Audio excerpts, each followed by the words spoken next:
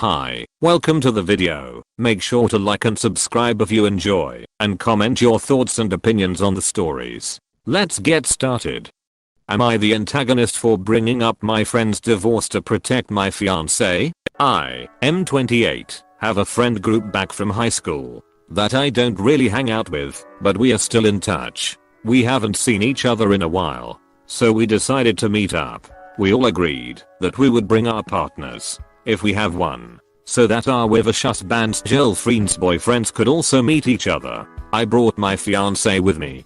She was very happy to meet my friends and hear about stories from my teenage years. My friend group from high school consists of mostly men, but there are also 2 women that we were close with. One of them was my high school crush. Let's call her Sarah. Sarah rejected me when I confessed to her. She bragged about it to everyone and made fun of me, but because she was friends with my friends I just dealt with her. I quickly realized that it was just a stupid passing crush. The moment she became mean to me was the moment I realized that I don't even find her pretty anymore because of her personality. You might say I was young and stupid. When Sarah met my fiancé, she decided it would be a great idea to be a complete bitch to her. She went from bringing up my crush on her to saying that my fiancé is an obvious downgrade from her. She isn't. My fiancé is absolutely gorgeous and natural. Unlike Sarah, I told Sarah that she should really think about what she's saying, because being almost 30 there is no excuse for being so damn stupid. She started deflecting.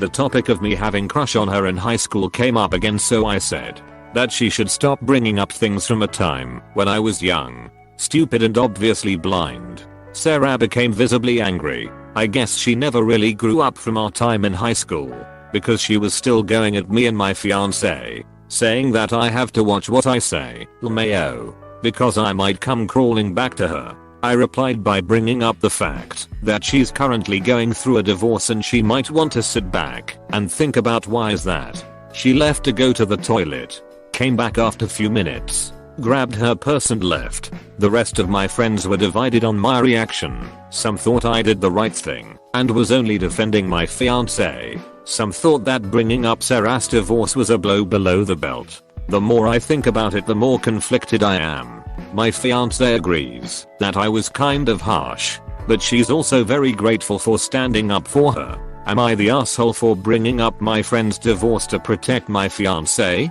Now for the top comments. NTA. Don't dish what you can't take. It sounds like you gave multiple hints and opportunities to end the conversation on a better note and she refused to stop. Good on you for standing up for your fiancé. Agreed. So many stories here like this where a person is asked to stop repeatedly, then when the person finally blows up after being pushed too far, everyone freaks out. Some thought that bringing up Sarah's divorce was a blow below the belt. NTA, as they say on courtroom TV shows. She's the one who opened the door to that line of inquiry by raising the issue about the viability of your relationship with fiancé. You merely pointed out that her opinion on the matter does not withstand scrutiny. I'll allow it. Your Honor, I would like to upvote this comment. NTA. You tried to shut this down several times without success in a more tactful manner, and she just kept pushing your buttons. When she said your fiancé is a downgrade, that's when she lost any right to claim your subsequent replies below the belt. Congrats on your engagement. Your fiancé scored a great guy. NTA. She started it, and you ended it. Am I the antagonist for making a joke about my wife in front of friends? I'm writing this because I had a disagreement with my wife about this, so I want to see if I'm tar here. My wife and I have been together for 5 years now. We recently got married. My wife suffers from anxiety and PTSD. She's also an extremely sensitive person and cries easily. During family gatherings her family has mentioned how she's extremely sensitive and cries a lot, whether it is about a fight or even movies and songs. And I have witnessed it firsthand. Anyway, sometimes when we hang out with friends, during casual convos we make jokes about our relationship etc, but my wife always takes issue with one specific joke I make. I say that whenever we fight, once she bursts into tears then the fight is over. She's won. She told me to stop making this joke because it bothers her, and I tried to explain to her about how we all make jokes and nobody's going to think anything bad about her over a joke. Her stance on this joke is that she hates it because it makes her sound manipulative. As in, she cries in order to manipulate me and win the argument. And she's scared that some people of my friends who don't particularly like her will use it against her to call her toxic. I made that joke again few days ago while we were out with friends, and she got upset again and said the reason once again. I think she's overreacting and overthinking it, but she insists how this joke can be translated as something that makes her seem manipulative. I think that's silly. Am I the antagonist for this joke? Now for the top comments. AITA, why do you care so little about her feelings that you intentionally make a joke that she has repeatedly requested you stop? I don't like this joke. Please don't make this joke. You / makes that specific joke. Yes. Opus. You're the a-hole. It's not a joke if she's not laughing. You're the a-hole. It's a joke for him. BC, he likes seeing her cry. I have a feeling he talks shit about her to his friends who don't really like her, like one of those 1950s comedians or a Romano type shit. Take my wife, please, where the wife is just the weepy ball and chain. I'm sure his brothers eat it up and laugh up a storm. That is why he thinks it's a joke. He is a bully. Fellas, is it gay to love your wife? Yeah. There is a reason why subreddits like r/era for straight sock are popular. Boomer humor and mentality is still alive and well, sadly. AITA, you sound like a shit husband and partner for continuing to do something that clearly makes her severely uncomfortable. She's asked you not to do it, and you continue to do it. Obviously you're the a-hole. Also, if this is his attitude, is it any wonder that she cries after every argument? No one likes being invalidated or humiliated. Am I the antagonist for embarrassing my aunt when she pressed about me getting married? Backstory first, my F21 aunt, F48, is very traditional and thinks all women should have kids and get married and be housewives. I cannot conform to her standard because I'm a lesbian and am already in a relationship. Aunt doesn't know this. My aunt keeps pestering me about it now that I'm 20, and I keep brushing it off. Anyways, on with the story. So my aunt and I recently went to a family gathering. It went on for a couple hours, and then we all sat down on a table to have lunch. My aunt was sitting almost directly opposite me, and there were 15 other people there. In the middle of the meal, everybody got quieter to eat. My aunt saw this as the perfect opportunity to ask me, "Hey, Op, do you want to get married nowadays?" At this moment, my brain thought of something, and I quickly responded to her in the most loudest, disgusted way possible. Oh, no. At this point, everybody was silent. My aunt got slightly offended with me and asked why. This is where I might be the asshole. I quickly responded to her with, "Because you're my aunt." It didn't really get the reaction I expected. Only 2 people really laughed. But my cousins piped in to say how my aunt was always pestering us about getting married, which I guess is a small win. Later, after the gathering, my aunt sent many angry WhatsApp texts to me, saying how she was just asking a plain question, and that I had no right to humiliate her like I did. Am I the asshole? Now for the top comments. Haha, not the a-hole for that silly joke that for some reason I didn't see coming. This sub had me expecting an insult, not a joke. Excellent dad joke. Opus. NTA. First, is it simply no one's business if someone wants to get married or not? That is a very personal question. Your aunt asked it one too many times. Second, that was a tough room. I thought it was laugh out loud funny. Second, that was a tough room. I thought it was laugh out loud funny. This comment section is doing wonders for my ego, lol. NTA. It was a simple joke. Maybe express in response for her to stop pestering you about marriage if you haven't yet. Some people who are like this will always be like this, so I wouldn't rely on her to change and stop asking. But maybe she will lay off if you're more direct and just continue to joke about it. If she feels like she has the right to make you feel uncomfortable with questions, I don't see why you can't do the same with some lighthearted jokes in response. On another note, 20 is so young for marriage in general. Did you come out to anyone in your family yet? Is your family conservative?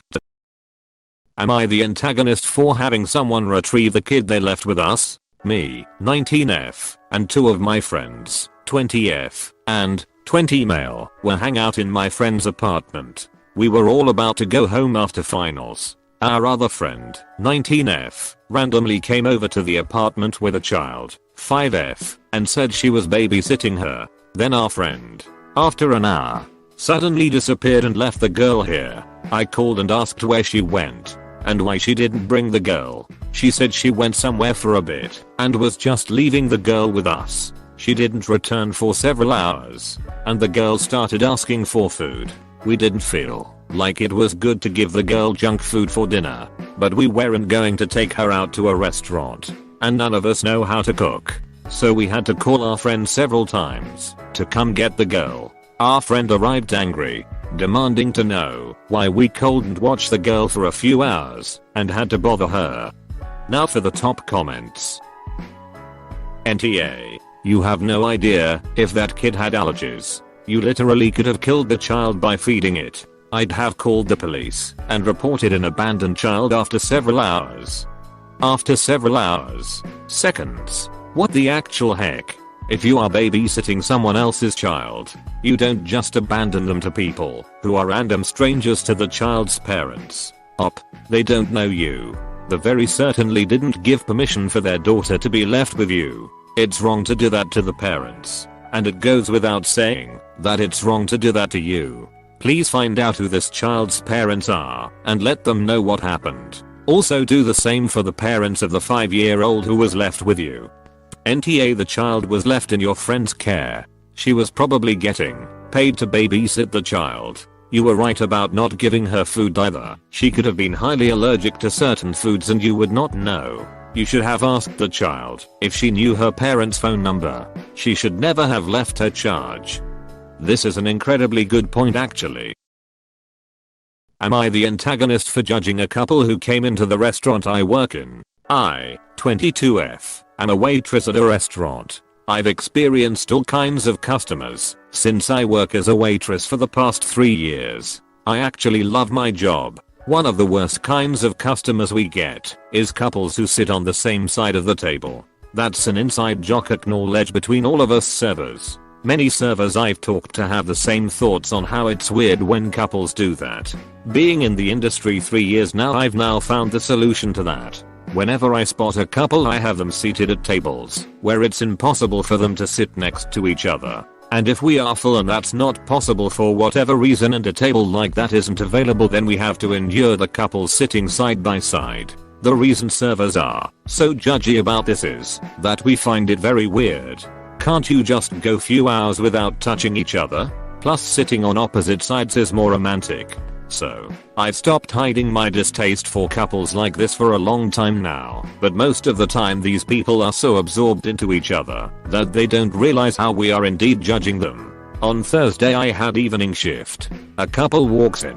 I sit them on opposite sides, but they then sat on the same booth again. My coworker and I started laughing, and the couple noticed us, but didn't say anything. Throughout the whole time my coworkers were joking about it. We even asked them if they are waiting for other people and they've let the other booth empty, and they said no, just the two of them. At one point the girl called on me and asked if I have a problem. I said no problem, why would there be a problem? She then started scolding me on how rude my behavior and the rest of the staff's behavior is, and how she and her fiancé know why we are judging them, and we have ruined their experience since they couldn't enjoy their date and their meal without us constantly staring them. I apologized for this. I just explained how it's not personally against them and how it's an inside joke servers have. The guy then said he doesn't give a damn about this and we are very unprofessional. They paid and left. Later that night we saw that they let a negative review and described their experience. Our manager called us in and scolded us. Never in my 3 years have I got in trouble over this. AITA. Now for the top comments. Servers are not judgy about this. You and your coworkers are judgy about this. I worked in food service for more than a decade, most of that as a waitress. and I had one coworker in all that time who thought this behavior was weird, and she had the sense not to behave this way, because she's not a child. This is high school mean girl lunchroom behavior. The negative review was well deserved. And yes, you're the a-hole. You are so obviously the asshole that I kind of expect the comments to fill up with people calling you a troll. I wish I could, but sadly I have worked with a couple of servers this nasty and childish. I'm pretty sure you're a real person, and I really hope for your sake that you wake up quickly, because this behavior will alienate people fast, and that includes managers. Exactly. It's one thing to think it's a little odd and another to make a big deal about it. Also, the absolute bullshit I call on these couples being ops worst customers, because after 10 years of food service, I wouldn't even notice that shit as long the customers were civil and tipped. AITA. Seek help so you can learn to love yourself instead of projecting onto others who are simply just trying to have a meal with someone they love.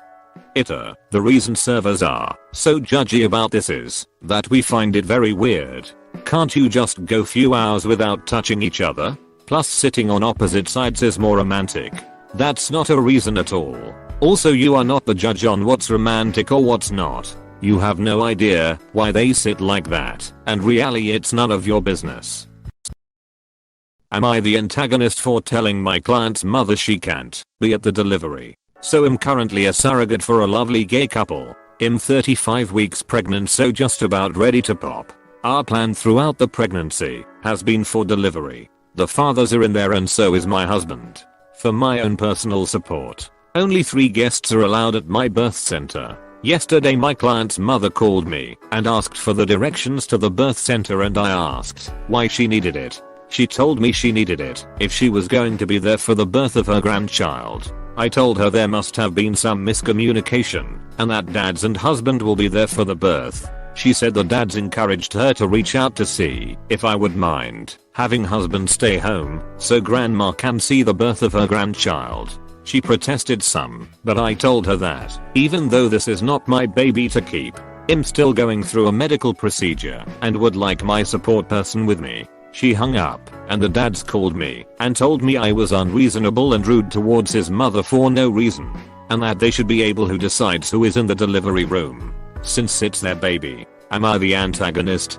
Just to answer some questions, she already had my phone number. I gave it to her in case of emergency. I'm friends with the couple I'm surrogating for, but the situation would be the same, no matter what. It was discussed when we came to this arrangement that I hold the right to do whatever I feel is right to have a smooth labor and bring this baby into the world healthy. She was made using one of my eggs because it was easier in our specific circumstance. Keep your antinatalism to yourself. Now for the top comments. NTA. And the dads have no right try to manipulate you into having no personal support during birth. Having her call you directly was bullshit, and her acting like it was not even a question, like your permission wasn't required, was astonishingly self-entitled. Please remember that at any time, a laboring mother can ask to have anyone removed from the room. Perhaps the dads would do well to remember that. Also, should there be any sort of emergency, your husband is your medical proxy. He absolutely needs to be there in case decisions need to be made about your health and you are unable to respond. This is not a negotiation. This is a firm and reasonable boundary. Stick to your guns. NTA. But the dads and grandma sure are. AITA. Thanks for the awards, you guys. Hopefully Op found my comment helpful too. This should be top comment. Her husband being medical proxy is a huge point. And I'd be pissed that someone gave out my phone number without my permission. The dads to be do need to have a reminder that it's Op's body, and even though she's getting paid to shove a watermelon out of her vagina, doesn't mean they get to call the shots. And they aren't there to support her. Her husband is, so they can be booted. And the medical team will be more than happy to, from what I've heard. NTA. I would text the birth fathers and let them know that you were not rude. You just declined to let their mother in the room. If this is going to be an issue, then you will need to reevaluate the birthing plan, because while it is their baby, it is your body and medical procedure. You need your support person there, not just for support, but for actual medical decisions in case something goes wrong, or you need to sort through decisions that are tough. If they are going to act this way, then they might not be safe people for you to have in the room either. I cannot stress this enough. You are having a medical procedure, and while people give birth all the time, there is substantial risks involved, and you may have to make decisions about your health versus the baby's health. Not necessarily life or death, but weighing risks and all that, including when to get a C-section, when to take pain relievers, etc. You need at least one person with you who will follow your wishes and can help you make decisions about your body. You need to be very clear with medical staff who makes decisions for you, and it needs to be your husband, not them. If they want to witness the birth, fine, but they don't get to be involved in the medical decision making. I'm sure you have sorted all this out, but given their behavior, that you saying no was rude, and that you shouldn't even have your husband there, I would go through the decisions again, and make sure the medical staff are clear. Your husband is clear, and if you have any discomfort with them, do not let them in the room. This is especially the part of having someone there to make your medical decisions. If anything goes wrong, you need someone to have your best interests